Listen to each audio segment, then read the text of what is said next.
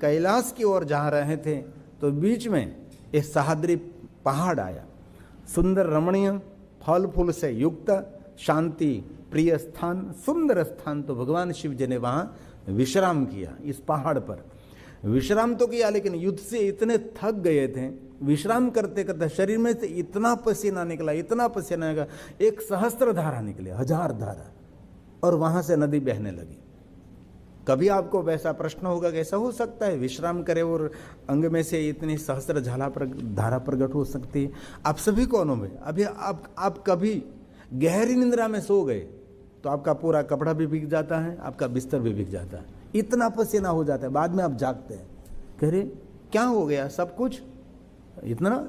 ये सब कब होता है? जब गहरी निंद्रा में आप चले जाते हैं, तब अंग में से इतना पसीना निकलता है और रात को कपड़ा बदलना पड़ता है, इतना पूरा भीग जाते हैं, सब कुछ पूरा बिस्तर सब इतना। और ऐसा कभी आपके जीवन में हो तो आपको आरोग्य मिल रहा है। ये सबसे बड़ा काम है आरोग्य के लिए। शरीर में पसीना छूटना चाहिए। कोई भी तरीके से काम करो, प्राणायाम करो, व्यायाम करो, कुछ भी करो, लेकिन शरीर में से 24 घंटे में से एक बार शरीर में से पसीना निकलना चाहिए। जिनके अंग में से पसीना नहीं निकलता उसको बहुत सारे रोग के द्वार खुल जाते हैं। इसलिए कभी आप थेरापी करने के लिए जाते हैं तो विशेष प्रकार से आपके शरीर में से पसीना निकालने के लिए बहुत सारी क्रिया करते हैं। कभी आपको बहुत बुखार आए तो आपने बुखार की टैबलेट ली, तो बुखार उतरने से पहले बहुत पसीना शरीर में से पसीना निकल गया तो बुखार उतर गया। इसलिए शरीर में बहुत सारा मैल रहता है, उसको दूर करना पड़ता है। ये आयुर्वेदिक एक पद्धति भी है। मुझे तो कहीं पसीना बहने के लिए जाना नहीं पड़ता, यहाँ बैठता हूँ तब पसीना निकल जाता है। क्योंकि यहाँ इतनी गर्मी होती है, इसमें लाइट बलती है मेरे सामने, आँख भी मेरी नहीं खुलती तो अभी मैं खुलता हूँ। निरंतर लाइट जलती है आँख के सामने। यहाँ तो कम है, लेकिन यहाँ अव्यवस्था थोड़ी रहती है। वहाँ भारत में क्या होता है, उससे भी ज़्यादा लाइट होती है, लेकिन ऊपर होती है, इसलिए मेरी आँख में नहीं पड़ती। और यहाँ तो सीधी आँख में पड़ती है। और डॉक्टर ने मुझे मना भी किया कि कोई भी एलोजर के सामने नहीं खड़ा रहना है। मैं तो खड़ा नहीं रहूँगा, बैठा रहूँगा। इसीलिए खड़ा रहने के लिए उसने मना किया, बैठने को कोई मना नहीं किया। इसीलिए मैं लाइट के सामने बैठा रहता हूँ। इसलिए बहुत आँख सीधी आँख में आती है। तो भगवान महादेव के जीवन में एक घटना हुई तो सहस्त्र धारा प्रकट हुई, तो पूरा इसमें से एक सुंदर नदी बहने लगी और भगवान शिव जी वहाँ विश्राम कर रहे थे। और ये त्रिपुरासुर की पत्नी थी डाकिनी और शाकिनी। असहाय होगी, त्रिपुरासुर का वध कर दिया देवताओं ने, शिव जी ने मिलकर। तो अब कहाँ जाएगी, क्या करेगी? इसलिए भगवान शिव को ढूंढते ढूंढते वहाँ सह्याद्री पर्वत पर आए और भगवान शिव जी के शरण में समर्पित हो गई डाकिनी शाकिनी। अब हमारी रक्षा कौन करेंगे? त्रिपुरासुर का तो आपने वध कर दिया, महादेव जी आप हमारा मंगल करो, आप हमारा कल्याण करो।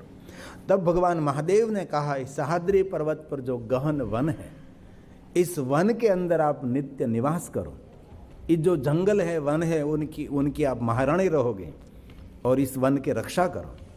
डाकिनी शाकिनी ने कहा, महादेव जी हम इस वन में निवास करेंगे, इस डाकिनी वन की हम रक्षा करेंगे, इस वन में हमारा निवास रहेगा, लेकिन हमारा सर्व मंगल करने के लिए, आपके भक्तों का हित कल्याण करने के लिए भगवान महादेव जी आप यहाँ सबके मंगल और कल्याण के लिए स्वयंभू ज्योति स्वरूप में भगवान महादेव जी आपका प्रागट्य होना चाहिए। इसलिए डाकिनी शाकिनी प्रार्थना से भगवान स्वयं महादेव जी जंगल में प्रकट रहे, वन में प्रकट रहे। और महादेव ने कहा है इस वन का नाम आपसे परिचित रहेगा, इसीलिए वन को कहते हैं हम डाकिनी वन। और मान्यता भी है कि रात्रि में और डाकिनी शाकिनी दोनों इस भीमाशंकर महादेव की पूजा करने के लिए अभी भी आती हैं। और मैंने भी अभी मैं कथा करने के लिए गया था गए साल, तो मैंने भी वहाँ फॉरेस्ट के जो ऑफिसर थे उन सबको मैंने पूछा था। वहाँ कथा लेना परमिशन बहुत मुश्किल थी, क्योंकि यहाँ फॉरेस्ट के अंदर में है, वहाँ किसी को कथा करने के लिए नहीं मिलती। और वहाँ मेरे बहुत सारे भक्त दीप प्रज्वलित करने लगे थे, तो वहाँ जंगल के लिए मनाही थी, कहीं दीप प्रज्वलित नहीं कर सकते। लेकिन हमने बहुत उसको समझाया और कहा कि यहाँ ही दीप रखो। कहीं कोई बहुत सारे लोग रास्ते में दीप छोड़कर चले जाते थे, कहीं लोग रास्ते में दीप जलाते थे, तो ऐसा बहुत सारा होता था। तो जंगल का एक भय रहता है।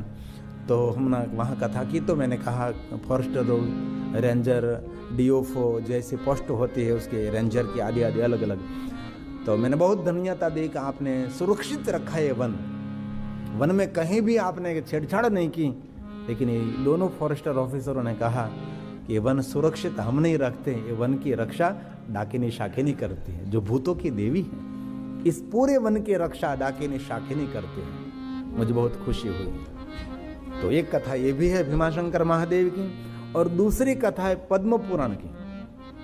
बहुत सारे अलग अलग, एक ज्योतिर्लिंग की कथा में बहुत सारी कथा कह सकता हूँ, ऐसी बहुत सारी पेटा कथा उपकथा जिनको कही जाती हैं। तो स्कंद पुराण में अलग होता है, पद्म पुराण में अलग होता है, शिव महापुराण में कुछ अलग होता है। तो सभी पुराणों में ऋषि मुनियों का एक दर्शन होता है। एक ज्योतिर्लिंग के बहुत सारे ऋषि हुए, इस ऋषियों की कथा किस बहुत सारे, एक ज्योतिर्लिंग के भक्त बहुत सारे राजा भी हुए।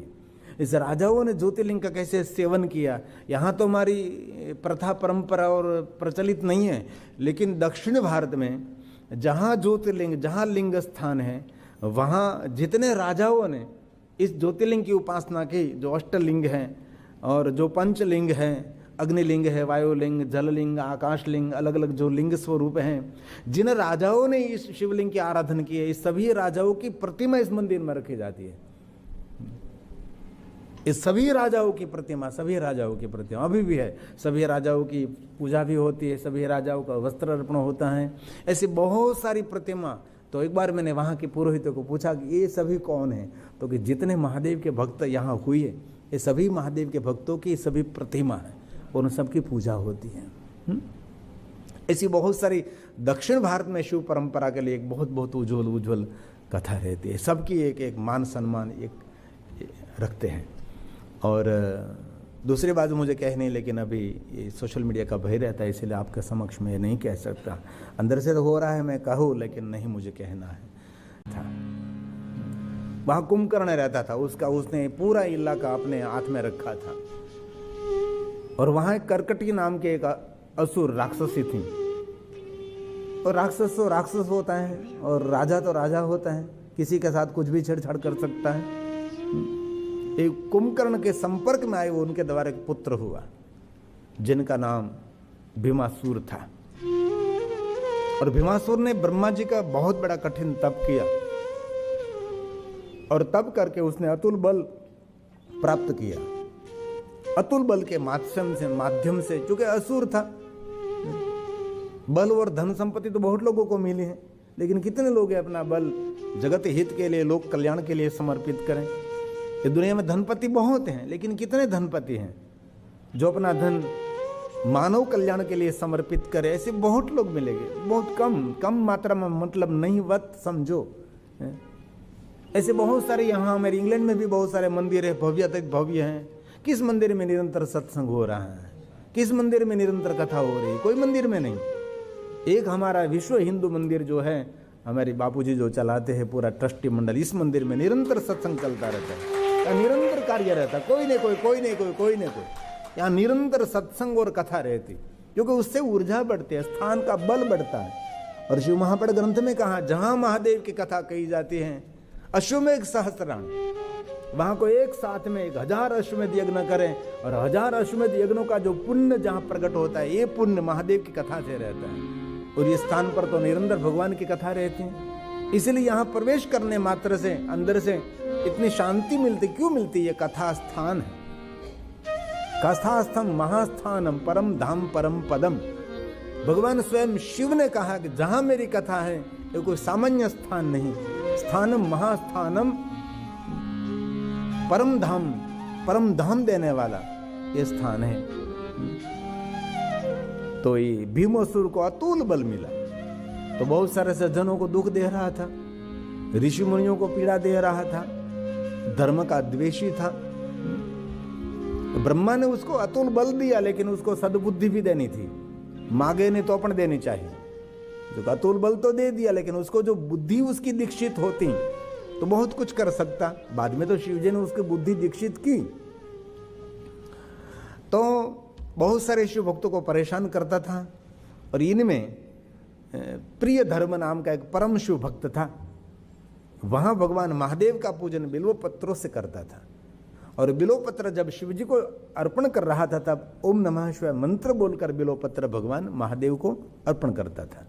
वास्तव में बिल्वाष्टक पूरा है, और आप सभी को बिल्वाष्टक सबको कंठस्थ नहीं होता, इसीलिए एक बोलते हम त्रिदलम त्रिगुणाकारम त्रिनेत्रम च त्रियाउधम त्रिजन्म पाप संहारम, एक बिल्वपत्र शिवार्पणम, ये हम बोलते हैं। पूरा बिल्वाष्टक तो जरूर इसका पाठ करना चाहिए। बिल्वाष्टक ये बिल्वपत्र की एक सुंदर महिमा है, बिल्व वृक्ष की एक सुंदर महिमा है। और एक बात कहूं, शिव महापड़ ग्रंथ में बिल्व पत्र महादेव को चढ़ाने की महिमा उससे ज्यादा ये वृक्ष की महिमा है। और स्पष्ट कहा, जो कोई मनुष्य बिल्व वृक्ष एक लगाकर बहुत बड़ा करता है, उसको 1 करोड़ भगवान महादेव के शिवालय निर्माण करने का फल मिलता है। 1 करोड़ शिवालय कोई बना नहीं सकते ना, 1 करोड़ शिवालय बनाना कोई थोड़ी सामान्य बात है।